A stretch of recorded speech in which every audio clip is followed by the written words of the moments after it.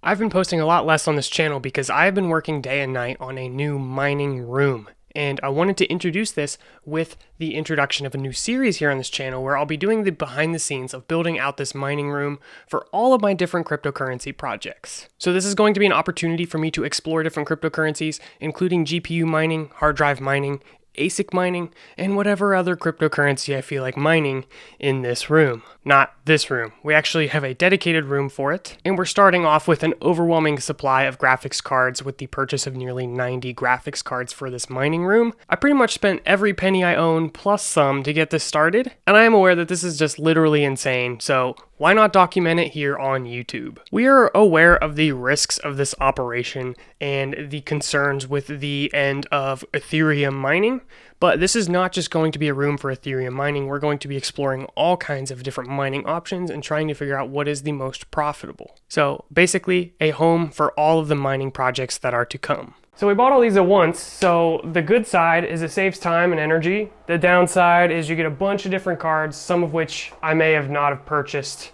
by itself. So a lot of these are good though. We have a bunch of 3070s here, and those are a pretty good card. 3080s, which these are probably my favorite. We have, what are these? 480s, 1080 Ti's, and then 3060 Ti's over here in this rig. So I have 6 of them here, and then we have an additional 6 somewhere else. Then here's the big boy, if you look here. This is a 3090, which I'm just running by itself. Then we have a bunch of 1660 Supers and 1660 Ti's here. These, I probably wouldn't have gone for these ones, but it is what it is. Oh, you know what? I almost forgot, there's one more card that I didn't say. You know, I think it was the most powerful card of them all. Where did I put that? You know, I think I put it under here. Oh, there it is. The Crypto.com debit card.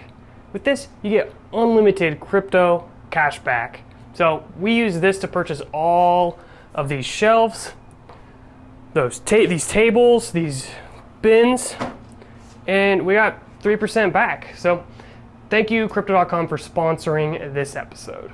I'll leave a link to Crypto.com, and if you sign up and stake for one of the Ruby debit cards or higher, you get a $25 bonus. Altogether, we have 3 1070s, 10 1080 Ti's, 13 1660 Supers, 8 1660 Ti's, a 2060, a 2070, 12 3060 Ti's, a 3060, 13 3070s, 8 3080s, 1 3090, 1 6700 XT, 9 RX 480s, 1 5700 XT, and then 5 RX 580s.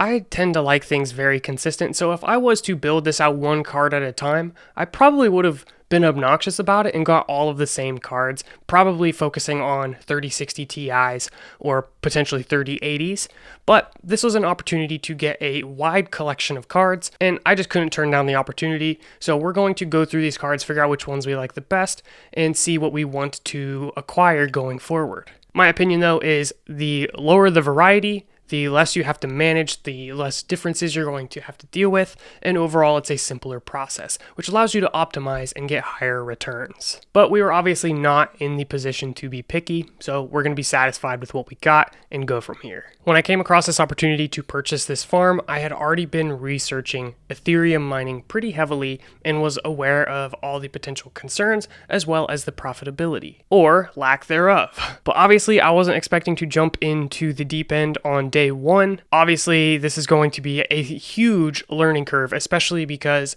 these are going to run on 240-volt circuits, which I have to figure out how to get all that set up. It's going to generate a ton of heat. We're going to have to figure out what to do with that. And we don't exactly have the most ideal setup, but we are going to work with what we have, adjust along the way. I ultimately decided to go for this because the day before I got the offer to buy this mining farm, I was thinking about, hey, what do I really want to do with this channel? What do I want to do with my life? Because the content I was producing and the stuff I was working on just didn't seem to click with what I wanted to do.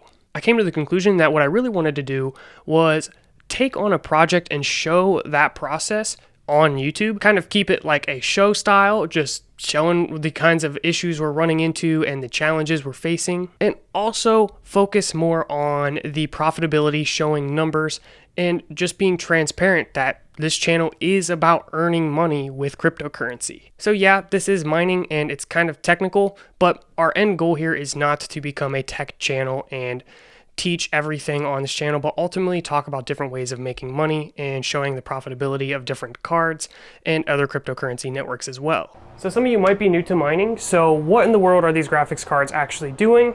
Well, they're processing a bunch of hashes in a process called mining. This does two things. One, it adds blocks to the blockchain, you can confirm blocks, and two, it secures the network, protecting against 51% attacks. So the more people mining, the more difficult it is to bring down a network. This rig works just like a normal computer, so each one of these cards is connected. Oh heavens, we're good. Each one of these cards is connected via PCI Express, and it's literally just a normal computer. So this is gonna run an operating system off of a USB stick currently. We might switch to an SSD, but that's known as Hive OS, and that's what actually does all the mining management and really organized system. This is what it's gonna look like.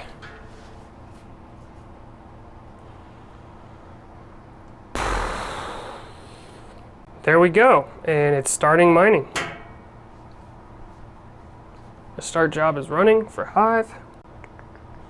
6 GPUs. Started Hive Watchdog service. That'll just make sure everything is in check.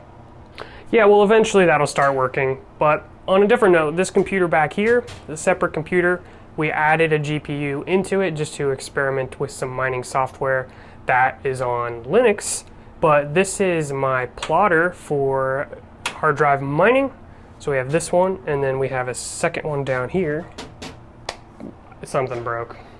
Don't show that screen. So we're gonna do all kinds of experimenting with various mining projects, and one other one is an ASIC miner actually. So we're gonna do some experimenting with that as well. I wanted to take a moment to talk about the process we went through to prepare a place for these cards. We're still working on the electric and cooling, so the photos and videos are not final by any means. This came from an ideal server room in a business office, which isn't exactly what we have, but we're working with what we do have, a disgusting basement that we spent days removing everything, clearing out spider webs, dust, mopping, removing junk. We then went to the store and bought a bunch of equipment, including shelves, fans, tables, anything we thought we might need, including smoke detectors or any kind of precautionary measures, as well as some containers to store the various computer junk in. We actually went through the equipment and decided what kind of stuff we wanted to keep and things we weren't going to do. So for example, I went through and removed all of the risers, and I decided, hey, I'm only going to do PCI Express risers. There are some that were Molex powered, and we just put those in a box to donate or get rid of or whatever we're going to do with those. I don't exactly know, but we want to keep this consistent across all of the rigs, and I know PCI Express is the best way to do that. So that's what we needed to do. We also cleared out any SATA or SATA splitters. We don't want to use any of that. And we ultimately ended up with a box about this size of junk we're not going to end up using, and it made a need for some other stuff that we have to purchase still. We're also working on all the correct power cables for these computers to connect to electricity in the way that I want, which is through a PDU.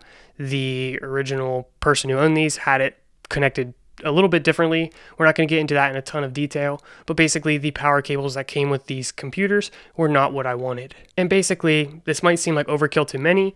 We unbuilt all of the open rigs and started building them from scratch, reconnecting everything, making sure everything was connected properly, and then installing Hive OS fresh and getting everything up and running. We started off with just a 6X 3060 Ti graphics card rig, which would allow us to run this on 110 while we worked on getting the power set up for the dedicated closed cases. A simple rig like this is going to earn a little bit over $20 a day in Ethereum, which obviously this price fluctuates a lot, and this doesn't account for electricity cost. This is going to be running like 1,000 watts consistently, so it does use a lot of electricity. It doesn't take very long to realize that the price of graphics cards are pretty insane, and on marketplaces like eBay, it's challenging to find a card for double MSRP. So a 3060 Ti, they're priced around $1,200. So if you're making $20 a day from 6 of them, you're looking at about a year until you pay off those cards or pay back your initial investment. A lot of people are very uncomfortable with this, well, for a lot of reasons.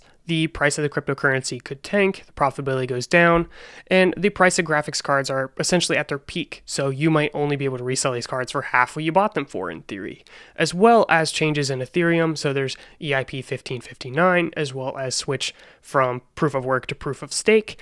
So these are all things that we're going to look at and the different concerns around them in this series. This entire farm that I purchased will run around 4 gigahashes per second, and this will end up producing a little over $200 a day. So let's take a moment to look inside of one of these closed air rigs, pretty much dedicated for mining. And this is going to blow a ton of air past these cards. We'll probably need to pull it out from the wall and get a significant amount of airflow. But these are riserless boards, and I think this is going to be pretty convenient. This was part of the purchase, so this is what we'll go with. We'll be comparing closed versus open. This is obviously going to have significantly more airflow, but it's an additional expense, and I don't know, haven't decided which I like more yet. Obviously, this entire project is a huge jump into the deep end. I'm just hoping that we can learn to swim because it has been extremely overwhelming, but also very, very cool. And I'm really glad to have this opportunity. I'll be continuing to release updates on this progress as well as new rigs I decide to add to the mining room. You see, I really want to get over that 100 card count. And I also have plans for some hard drive mining and some JBODs or whatever it might be, but lots of cool ideas I have in my head. So if there's anything specific you want to see, let me know in the comment section below, and we'll consider adding that to our mining room. The biggest challenges I know we're going to face are cooling, internet, because actually my internet is really terrible, sourcing, how to get these graphics cards not paying over MSRP times 2. Ideally, our break even is less than a year and not longer than a year because a lot can happen in a year. Plus, if Ethereum is switching to proof of stake the end of next year, card purchases coming towards the end of this year and into the beginning of next year, we don't really know what that's going to look like, if they're ever going to get a payoff or if it's going to take a significant number of years to get that payoff. I think right now the decision was an okay decision, and it was a great way to get started without having to search around for cards for weeks on end. So I'm happy with the purchase, but now that I have something and I'm getting it running, I'm going to start looking for better deals and how to optimize this system. You got to start somewhere, so I think this was a great place to start, but there's so much more I want to do in the upcoming episodes. So again, drop a comment what you'd like to see, and stay tuned. We're going to try to post these once a week. I think I'm going to call it Mining Monday. So this is episode 1, just a quick introduction. Stay tuned for episode 2, where I think we're going to go into more detail about our setup and how we get everything running. Stay tuned. Be sure to subscribe, and peace out.